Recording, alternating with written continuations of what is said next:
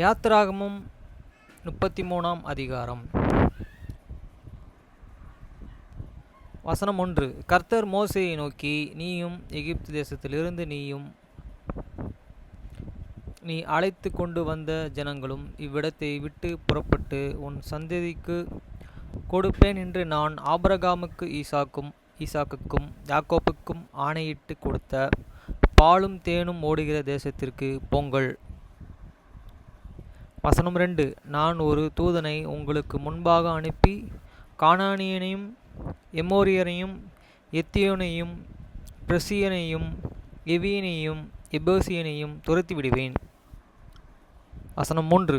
ஆனாலும் வழியிலே நான் உங்களை நிர்மூலம் பண்ணாதபடிக்கு நான் உங்கள் நடுவே செல்லும் மாட்டேன்.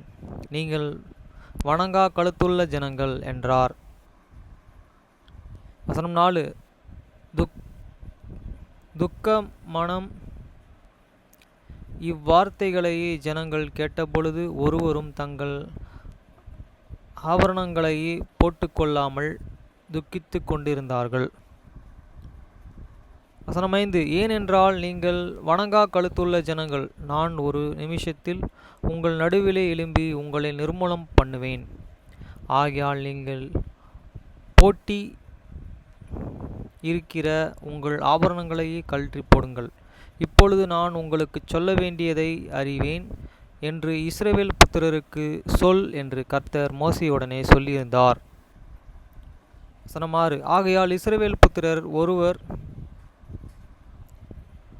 ஓரேப் மலையருகே தங்கள் ஆபரணங்களை கழற்றி போட்டார்கள்.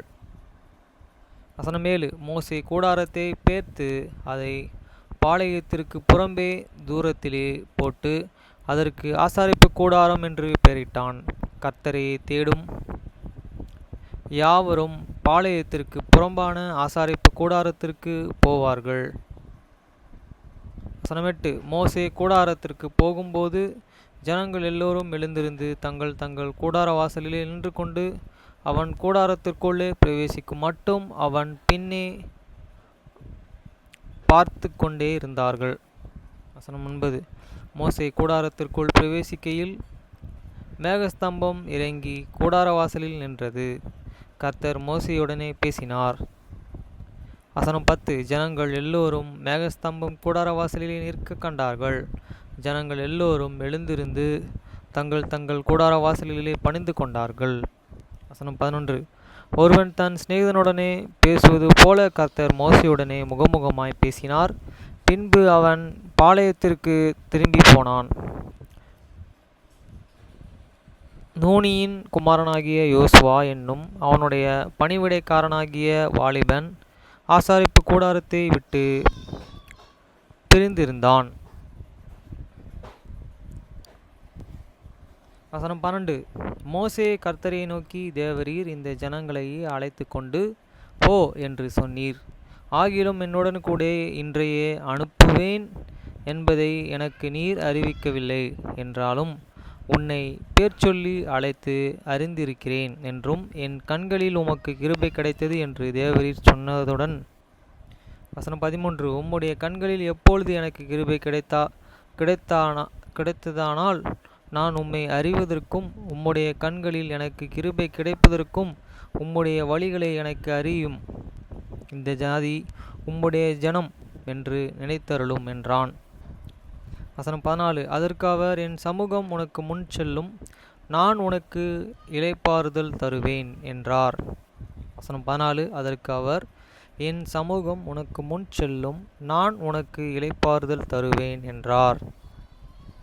வசனம் 15. அப்பொழுது அவன் அவரை நோக்கி, உம்முடைய சமூகம் என்னுடன் கூடனே செல்லாமற்று போனால் எங்களை இவ்விடத்திலிருந்து கொண்டு போகாதிரும்.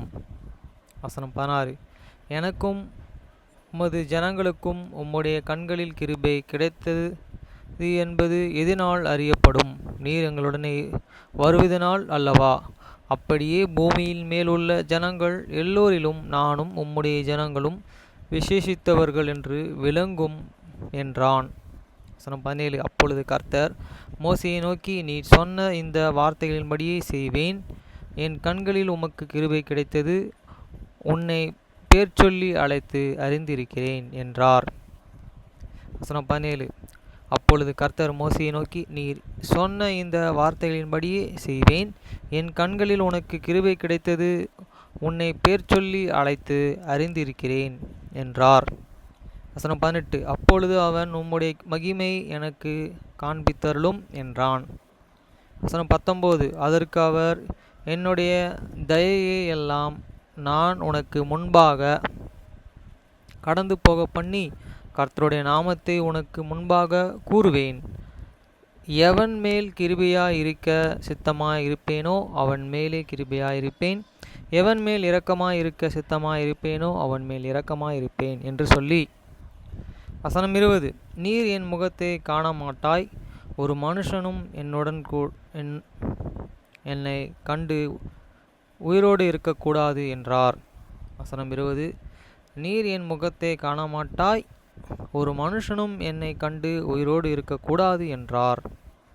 வசனம் 21. பின்னும் கர்த்தர், இதோ என் அண்டையில் ஒரு இடம் உண்டு. நீ அங்கே கன்மலையின் மேல் நில்லு. வசனம் 22. என் மகிமை கடந்து போகும்போது நான் உன்னை அந்த கன்மலையின் வெடிப்பிலே வைத்து நான் கடந்து போகும் மட்டும் என் கரத்தினாலே உன்னை மூடுவேன். வசனம் 23. வசனம் 21. பின்பு கர்த்தர், இதோ என் அண்டையில் ஒரு இடம் உண்டு. நீ அங்கே கன்மலையில் நில். வசனம் 22. என் மகிமை கடந்து போகும்போது நான் உன்னை அந்த கன்மலையின் வெடிப்பிலே வைத்து நான் கடந்து போகும் மட்டும் என் கரத்தினாலே உன்னை மூடுவேன்.